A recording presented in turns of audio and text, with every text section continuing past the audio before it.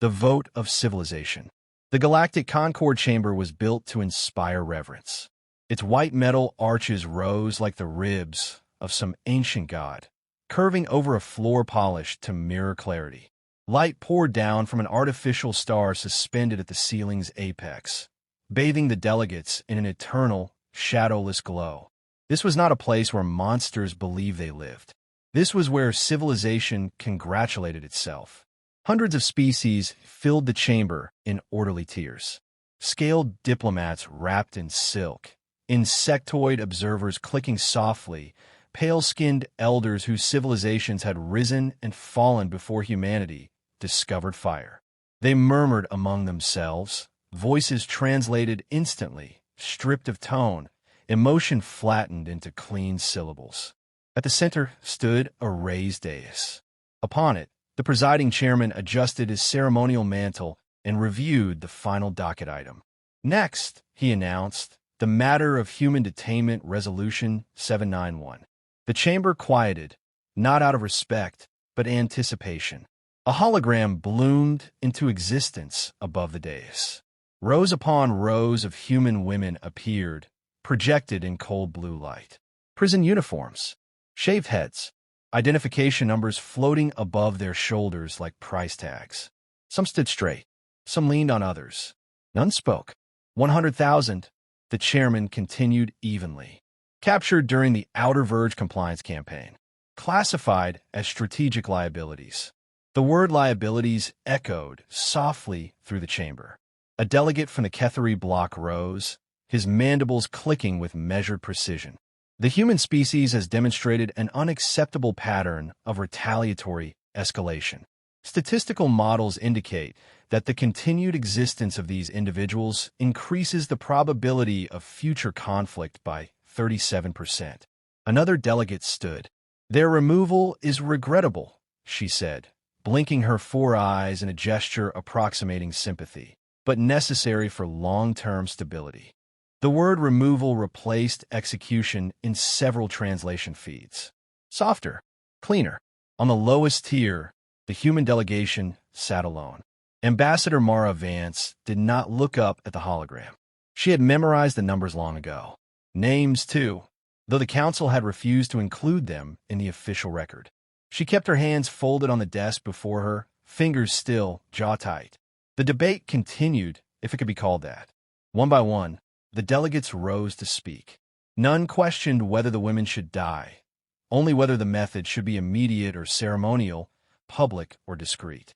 Some suggested televised executions to discourage similar human behavior. Others argued for efficiency. Mercy was discussed only as a scheduling concern. When the floor was opened for objections, silence answered. No one stood. The chairman inclined his head. Very well. We proceed to vote. A constellation of lights ignited around the chamber. Green for approval, yellow for abstention, red for rejection. The first panel flashed green, then another, and another. A few yellows appeared, delegates who wished to preserve their conscience without risking inconvenience. No reds followed. The final tally assembled itself in the air, undeniable and absolute. Resolution passed. A low ripple of satisfaction moved through the chamber. Order had been maintained. A problem had been solved. Only then did Ambassador Mara Vance stand. The movement was so unexpected that several delegates startled, instinctively defensive. Humans were known for emotional displays. Rage, shouting, threats. None of that came. Mara walked slowly to the edge of her assigned platform. She did not raise her voice, yet the chamber's systems amplified it regardless. You voted, she said. The chairman nodded, faintly indulgent. The Concord has spoken. She looked up now, at the hologram, at the numbers, at the faceless blue projections of women who had worn the same uniform she once had. We acknowledge your authority, Mara continued. You had the power to decide their fate. Several delegates relaxed. This was the expected concession. Acceptance. Then she lifted her gaze to the chamber as a whole. We will take every one of them. Laughter broke out, short, disbelieving bursts. A few delegates exchanged amused glances. The chairman raised a calming appendage. Ambassador Vance, This decision is final. Your species lacks jurisdiction over. You misunderstand, she said, still calm. This is not a request. The laughter died. You voted to execute 100,000 women, Mara went on. Engineers, medics, soldiers, civilians. You called it deterrence. You called it stability. She leaned forward slightly. We call it an act of war. The temperature in the chamber seemed to drop. The Concord will not be threatened, the chairman snapped. You do not have the military reach to. Mara tapped a control on her wrist. Across the chamber, unnoticed until now, emergency indicators flickered to life on diplomatic consoles. Fleet movement alerts. Encrypted channels lighting up in human blue. You are correct, she said. We do not have permission. She straightened, shoulders squared. But we have ships and soldiers and something your simulations never account for. The chairman hesitated. And what is that? Mara met his gaze without blinking. We don't leave our people behind. She turned and walked out of the chamber, her footsteps echoing louder than any gavel strike. Behind her, the Concord logged the incident as human emotional posturing. Across human space, fleets began to move. Operation, every one of them.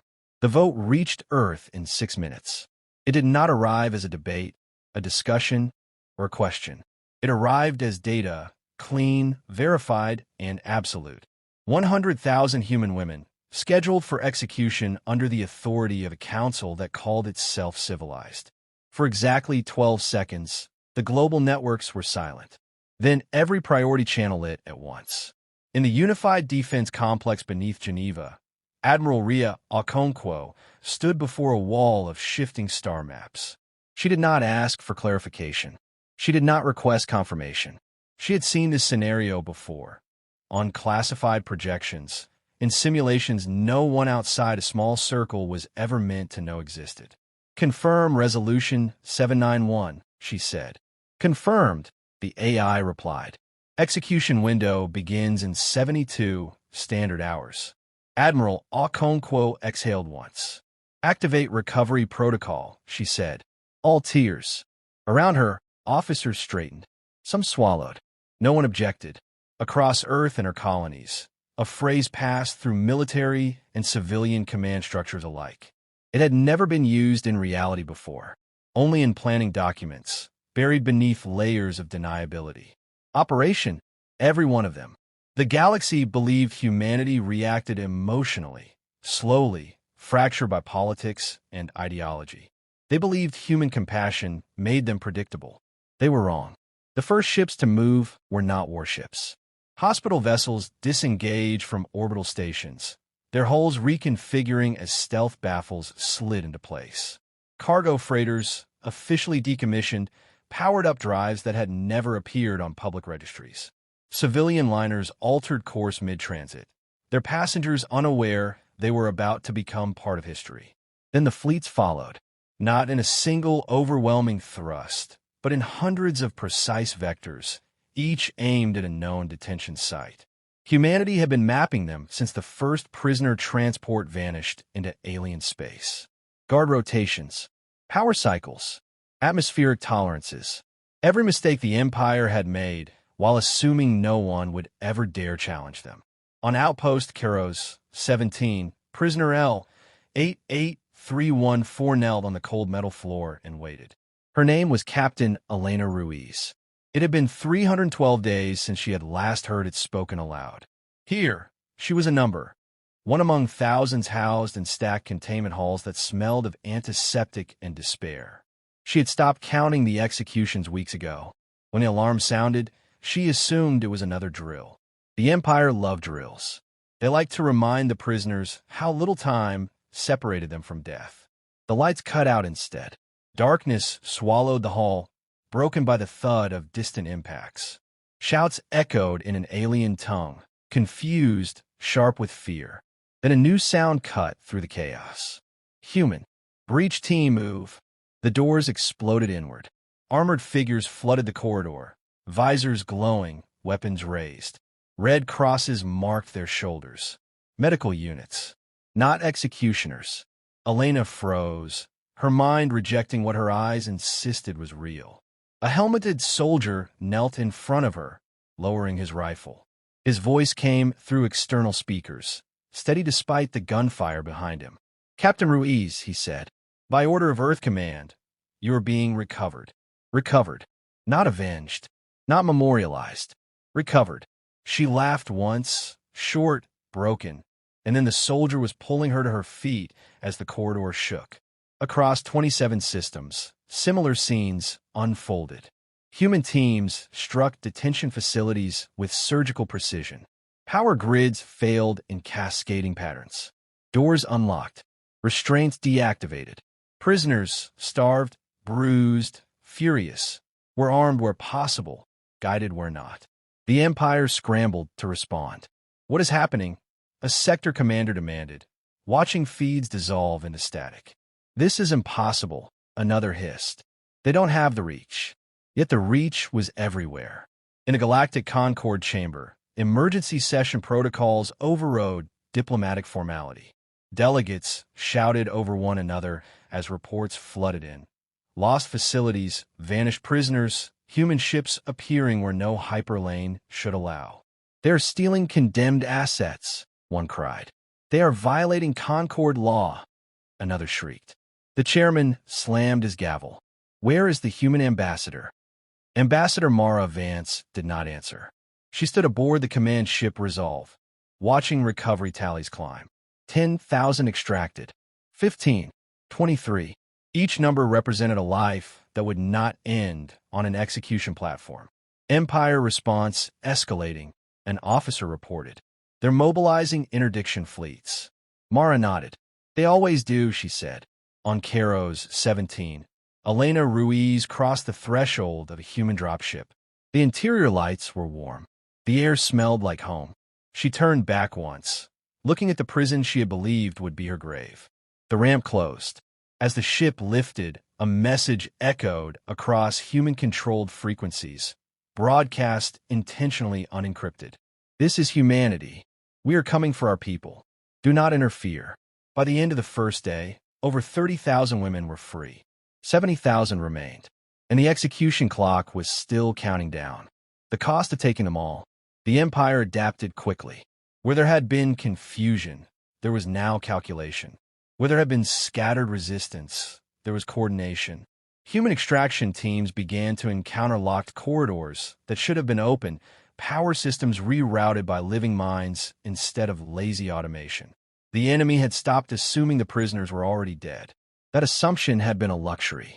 In a unified defense complex, Admiral Ria Okonkwo watched red markers bloom across the tactical display. Interdiction fleets sliding into position. Gravity wells igniting along probable extraction corridors. "They're learning," an analyst said quietly. "They always do," Okonkwo replied. "The question is how much it costs them." The answer came within the hour.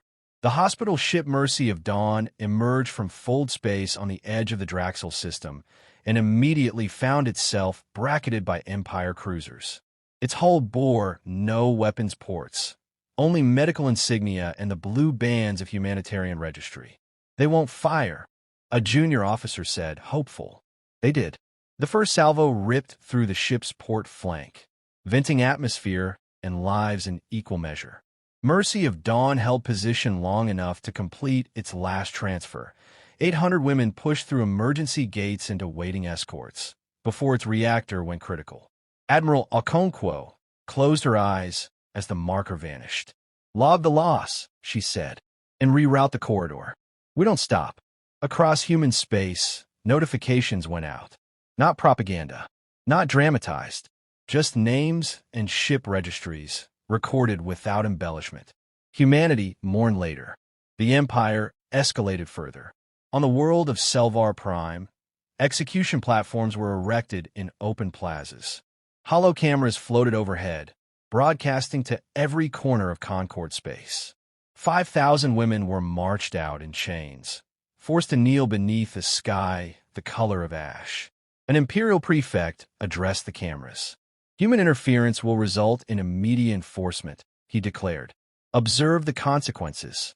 In the Resolve's command center, Mara Vance watched the feed without blinking. Targeting solution, she said. But the prisoners, an officer began. Remove the platform, Mara replied. Nothing else. Human warships did not appear in orbit. They did not issue warnings. They fired from beyond visual range, precision kinetic strikes calculated to the centimeter. The execution platform ceased to exist. The plaza remained. When the dust cleared, 5,000 women were still kneeling, stunned but alive, chains lying slack where anchor points had vaporized. Across the galaxy, the broadcast did not cut away in time. The Concord chamber erupted. "This is barbarism," a delegate screamed. "No," another whispered, watching the frozen image. "This is restraint." Neutral systems began to withdraw support. Trade convoys rerouted. Intelligence sharing agreements quietly suspended. The narrative was shifting, and the Empire felt it slipping through their grasp. They responded with cruelty. Prisoners were dispersed into smaller groups, hidden in civilian infrastructure, power plants, transit hubs, population centers. Human forces faced impossible choices: extract and risk collateral damage, or wait and let the clock run down. On detention node Epsilon 9, Captain Elena Ruiz made the choice for them. The guard had grown nervous, jumpy. They talked more, made mistakes. Elena and 3 others exploited one. When a human boarding team breached the outer ring, the prisoners were already moving, overpowering isolated guards, sabotaging internal locks, dragging the wounded with them. By the time the Marines reached the holding block, the women were armed with stolen shock batons and fury. A Marine stared at Elena, wide-eyed. "Ma'am, we didn't expect." "We know," Elena said, shoving a rifle into his hands. "Now move." Word spread fast. Human prisoners were not passive cargo. They became force multipliers, guides, saboteurs, combatants. The Empire's carefully constructed control mechanisms began to collapse from the inside. Still, the cost mounted. 3 destroyers lost, holding a corridor open long enough for evac shuttles to clear. A Marine battalion wiped out, buying minutes measured in heartbeats. Commanders sent messages to families they knew might never be delivered. Admiral Okonkwo addressed the fleet in a rare, open broadcast. "If we abort now," she said, "they die anyway. If we continue, some of us die with them. This is not a tactical decision. This is a moral one." No ship disengaged. With 48 hours gone, the tally stood at 70,000 recovered. 30,000 remained. The Empire issued its final warning. A transmission blasted across all frequencies, raw and furious. "Humanity," the Imperial High Command snarled. "Cease operations or witness extinction." Mara Vance leaned toward the microphone. "You already tried that," she said. "And you failed." She cut the channel. "Commit the reserves," she ordered. All of them. Around her, old ships powered up, museum vessels, training cruisers, anything with a drive and a hull. Civilian captains volunteered without being asked. Humanity was no longer fighting to win. They were fighting to finish. As the final execution window approached, the Empire's core worlds came into range, and the galaxy held its breath. We took them all. The Empire's core world, Valektor, had never expected to be a battlefield. Its skies were pristine, its orbital lanes guarded by tradition more than firepower. Valektor was where the Empire displayed its confidence. Marble cities, ceremonial fleets, and the grand detention spire rising like a needle at the planet's heart. 30,000 human women were held there, concentrated for the sake of efficiency. Efficiency was about to become a liability. As the final execution window ticked down, Valektor's sensors began reporting anomalies. Not enemy fleets, not mass jumps, gaps, blind spots appearing where space itself seemed to hesitate. Then humanity arrived. Not in a single thunderous emergence, but in layers, ships dropping out of fold space at staggered intervals, overlapping sensor noise, masking each other's signatures. Warships, transports, hospital vessels, civilian hulls stripped of insignia. Everything that could fly had come. Admiral Rhea Okonkwo stood on the bridge of the Resolve, hands clasped behind her back. All units, she said calmly, this is it. No second wave. No fallback line. We take them, or we stay. Acknowledgements flooded in. No hesitation. No fear. The Empire reacted with panic. Orbital defense platforms fired wildly, targeting anything that moved. Human escorts surged forward, absorbing fire, tearing open corridors through brute force and sacrifice. One by one, ships vanished from the tactical display, their losses marked only by silence. On the surface, alarms screamed through Valak Tor's immaculate streets as human drop pods punched through the atmosphere. They slammed into plazas, rooftops, transit hubs, anywhere close enough to the spire to matter. Captain Elena Ruiz hit the ground running. Her armor was mismatched, scavenged from 3 different kits, her rifle still bearing an Empire serial number scratched out with a blade. Around her, women who had once been prisoners moved with lethal purpose, some trained, some desperate, all determined. Spire's 2 blocks north, Elena shouted. They'll choke the access points. We go through. The fighting inside the Grand Detention Spire was brutal and intimate. No airstrikes. No orbital support. Human forces moved floor by floor, room by room, dragging the wounded, covering each other with their bodies when shields failed. Empire troops fought hard, then harder when they realized retreat meant nothing. Their commanders had no evacuation orders. The Empire had never planned for defeat here. On the Resolve, the countdown reached its final minutes. Extraction progress? Mara Vance asked. 28,000 aboard, an officer replied. Last blocks are still contested. Mara nodded once. Patch me through. Her voice carried through every human channel, every suit speaker, every cracked comm unit still functioning. This is Ambassador Mara Vance, she said. You don't know me. I know all of you. I know you're tired. I know you're bleeding. But hear this, no one gets left behind. Not today. Not ever. Inside the spire, Elena Ruiz kicked open the final holding bay. Thousands of women stared back at her. Some crying, some shaking, some standing tall despite the chains still hanging from their wrists. It's over, Elena said, voice rough. We're taking you home. The last Empire counterattack came without warning. Explosives detonated along the spire's lower levels, collapsing entire sections in an attempt to bury everyone inside. Human Marines formed living bridges across broken floors. Civilians carried civilians. Women who could barely stand leaned on those who could still run.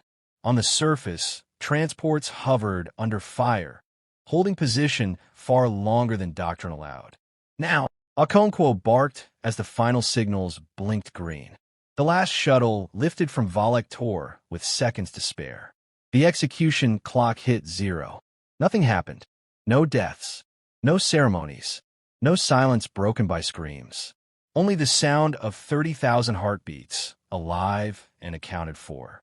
In orbit, humanity did not press the attack. They did not glass the planet. They did not conquer. They left. The Empire collapsed anyway. News of Valak Tor spread faster than any fleet.